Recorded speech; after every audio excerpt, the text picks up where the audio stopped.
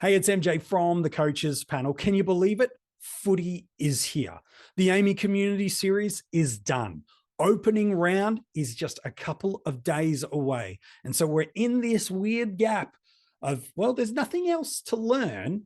And we're going to learn and make a ton of changes to our sides based on the elements we see that come through opening round. So what should we do?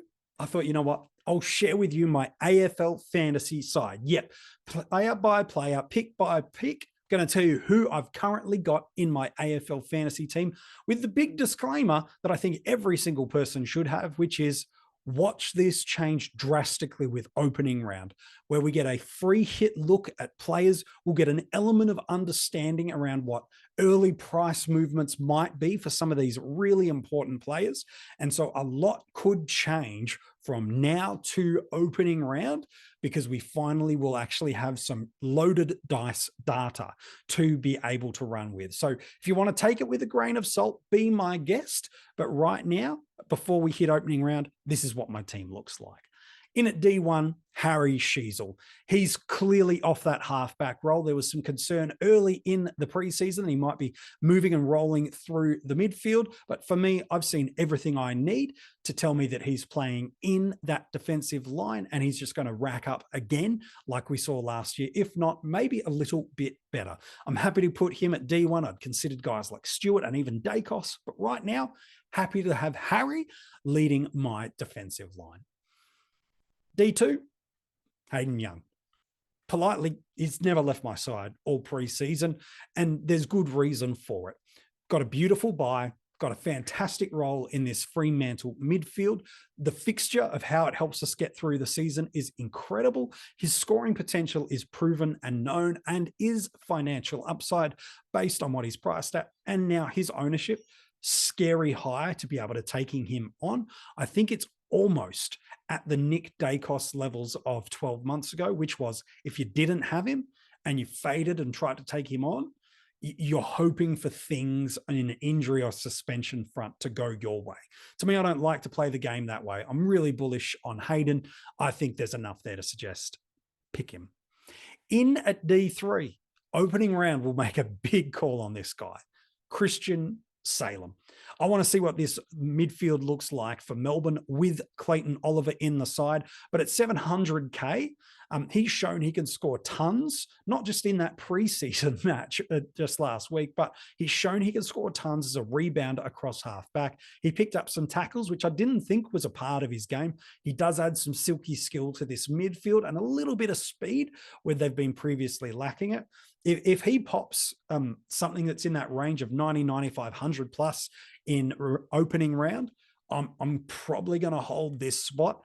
To me, Salem right now is my ticket to Dacos. That's how I'm using him with some relatively early friendly fixtures. And if it doesn't work out my way, despite a good opening round score, there's a bunch of different guys within $100,000 at each range. I'm really happy to use him as one of my just parachute out options and make that move. I don't think I'm going to need it, but opening round is going to confirm his selection or non-selection in my sides. Batting deep in the defensive line, maybe that's slightly an exaggeration, but Jordan Clark, I've really come around to the selection of him over this preseason, $691,000. He's got that rebounding role kind of safely at the moment. We saw it late last year when when Hayden Young moved into the midfield without Heath Chapman in the side, and the scoring was solid. I think it's going to continue on without Chapman in that defensive line at the moment, coming back from injury, and Young in the midfield. I feel like relatively confidently I could pick him in that spot as well.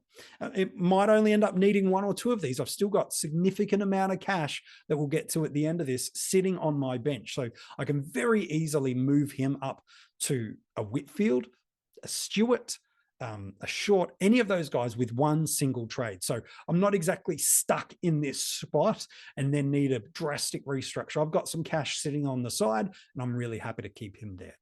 Elliot Yeo at D5, he's done everything I could have probably asked of him to do this preseason. He's in the midfield. He's been injury-free. He's been doing everything the club and the physios have asked him to do, and he's their best midfielder alongside Tim Kelly. So he's going to get every opportunity to get plenty of ball, and he's got no early buy rounds. I feel like I'm really happy to just run that gauntlet of injury with him there. He's looking really, really good. And look, 630 plus thousand at D5 does feel expensive, but that's politely because I do not like running skinny in the defensive line with cash cows on the field. I feel like that might be a mistake, given they're mostly key position defenders, and with a Salem needing that cover or chop out, or a guy that I've got at D6, if he gets up for opening round and round one, I'm going to need them on field anyway. I don't want to put too much strenuous pressure on multiple key position players on the field. So for me, happy to run deep and long with an Elliot Yeo at D5. And then Zach Williams still holding that spot for me at D6. It could turn into a Massimo D'Ambrosio, unlikely, but it could be. Caulfield's the more likely one, or it could stay with Zach. He is totally round zero, opening round dependent, both availability and scoring. If he doesn't play in opening round, I will not consider him in round one because I want the accelerated price movement to come. If I don't get that, I'm looking elsewhere. Then my bench, I think, will be a very, very common bench. It's Gibcus and Reed. Key position guys who I think have got job security, and 50s and 60s I think is probably about as good as it's going to get, but I'll take that every single week and hope that the odd 70 can just come my way. What's happening in the midfield at M1? I'm still on Angus Brayshaw's brother, Andrew. Yeah, I still think he's going to be one of the better premium mids that we have. I know some don't like spending over that 950,000, and I totally get that. But for me, I'm still really confident that he's got 5 points per game of upside. I see him as a 115 midfielder through this season, and I'm really happy to jump on. I'm open to that moving though. If a Tom Green or a Goulden pop, okay, I could be moved on that. I'm also not opposed to a Tuke Miller through there. The fixture's the only slight little flag I've got because I'm not actually worried about anything else, about role and scoring and things like that. I'm not concerned about that, but that's one of those guys that although he's M1 and often you don't question your M1, for me, opening round, like I said, could change a lot of things. But right now, really happy to start Andy Brayshaw at M1. I think he's going to be really, really good for us this year. I think at worst, he goes what he's priced at, which is a 110. And given what it could do for me through the totality of the season and an early captaincy and vice captaincy option, pretty happy to lock that in. Jack Steele's in at M2 for me. Loved his preseason. Couldn't have done anything else more to prove himself. I don't think he's going to get back to that 120 levels that we saw a few years ago, but certainly a 105 to 110 scoring potential, I think is right within his wheelhouse of scoring. Very, very happy to spend that spot for him. There was a Zach Butters previously in this area of my team, but I've definitely faded interest given this is now multiple little ankle concerns that he's had through the preseason. I just don't like getting guys that have got these little gammy, little nagging little injury things. Even if he plays round one, to me, I've cooled off a Zach Butters now. I'll happily trade into that if I need to. But for me, Jack Steele's at M2. M through LDU, I have no concerns about what he's delivered for me this preseason. He's got 120 plus scoring ceiling about him. I don't see him dropping his averages under 105 this year. I've got him probably closer to being a 110 scoring midfielder, if I'm honest. And the fact that he's going to help me through those first 6 weeks of the year with some really nice fixture matchups, I think he's absolutely one to jump on. I'm really, really happy with this selection, sitting at M3. M4 is Carl Amon. Under $800,000, the potential of DPP is nice and probable and almost definitive, barring something drastically changing, but it's almost irrelevant for me. It's the fact that at this price range, a guy that's shown he's got 120 scoring capacities about him with his ceiling, he's taking kick-ins, he's getting that distribution and rebound off half-back roll and getting involved in everything. I'm really happy to take the chunk of opportunities on him, knowing that there's 5 or 6 guys, and you'll see a couple of them more in a moment, in around this $700,000 to $800,000 price range. I'm happy to jump on Amon, and if it's not working for scoring, even if that halfback role is there, I'm not married to this selection and can very, very easily just take a pivot parachute and go and get the guy that is popping, whether it be the Crouch, the Holmes, or anybody else. I've got multiple of these avenues, but I'm pretty confident in Carl, given I saw it late last year, and that role is still his heading into 2024. Nick Martin's going to be real popular, and I've got him at M5. I've seen people have him at M6, and I don't hate that spot. I've seen people have him at M4, and I don't hate that spot too. Clearly, people having multiple bites of the 700 club. It's just, wow. What an off season. What a preseason he's had. I still don't think he's the tag target of Finn McGuinness in round one. I've seen that suggested. But if you're choosing to shut him down and let a Zach Merritt roam free, politely, you're going to deserve to lose that matchup. Could be wrong and have egg on my face. Wouldn't be the first or the last time. But to me, he's done everything you could possibly ask for. He is, again, at his price point, even should he not pick up defensive status, he's presenting significant financial value of 20 points per game of upside. Just watching him through the preseason, Essendon want to get the ball in his hands. His skills are the best out of all of their defenders. His run and carry is elite, and he's still impacting the scoreboard because he can run all day and push up the ground. They found a beautiful spot to him, and a credit to the Essendon coaching staff for taking one of the best wingmen in the game, redeploying him off halfback and not losing any of that wing skill set, but just giving him a new set of skills. So to me, I think Nick Martin's ownership is at that critical junction now where even if you don't have him, starting to get scary as well to go against him. But I'm really comfortable with Nick Martin at M5. M6 is Ollie Wine, $701,000. He's done everything right this preseason. If there's no Zach Butters in round one, even better. But regardless, I can see him giving me 6, 7, 8 weeks of 95 plus averages and pop the odd ton rolling through there. Very, very happy to jump on board with him. He's playing that inside midfield role, and I'm really confident this is a nice selection in at M6. I am seeing some people start to play a cow through there to structure up their back line with a little bit more depth, but I feel like I've already been able to activate that with some of the other selections I've got. So I'm confident with Ollie in this position. Remember, the flag of everything can change heading after the scene games of opening round. And then the 4 cows I have, I don't think anyone will be surprised by some of these names. Colby McKirch is in at M7, as he will be in a lot of teams on field as a cash cow. Riley Sanders in at M8. Gosh, he could not have been more impressive this preseason, could he? And then my bench ones, Jeremy Sharp, no problem with him at all. I still think we're going to pop some tons early, and any chance I can get him on field in the early portion of the season, I'm going to be really quite comfortable with, which is like why I said, and Andrew Brayshaw could turn into a Goulden or a Green or a Took if I just want to find it and have another look, because I feel like if he can get himself an 8 or a 10 mark game, then a 90 or 100 is within his grasp. I wouldn't love him ideally on my field for most weeks, given as we saw through this matchup just last weekend gone against Port Adelaide, if he doesn't get a high volume of marks, he's kind of stuck at that 50 range. So, but if the marks are there and the outside uncontested ball is there, the ceiling can come. So I'm okay to take that roll and hit in a best 18 week of 2, 3, 5, and 6, but normative, I'd like to avoid it where I can. And then Caleb Windsor, someone that's really burst on for a lot of coaches into their AFL fantasy sides based on what he did just last week. His selection is going to be, it might be weird to say, but purely dependent on what he does in opening round. If he can pop a 60 odd for me, we know we're going to see an accelerated price movement, which is really, really important. But if he cops a vest out of the game, which is in the world of possibility, that might change things. So he's a really interesting one to keep an eye on, but right now, happy to do that. Max Gawn's in at R1. He's been there for a big chunk of the season for me, and I'm really quite happy with it. A lot of people have moved off Grundy to Gawn in this matchup, and I can understand why during the preseason. But again, he's not locked away in that spot. Everything can change in opening round, can't it? But to me, I'm really confident that Max is going to return some value. At this stage, I have zero plans to hold him through the season. Ideally, I do want to get to a Marshall or an English. I see them in AFL Fantasy as they clear and supreme top 2 rucks. And so if I can get Max to one of them at a relatively good pace, then I'm pretty happy with that. Tristan Cherry's at R2 and kind of doesn't need a lot of explanation.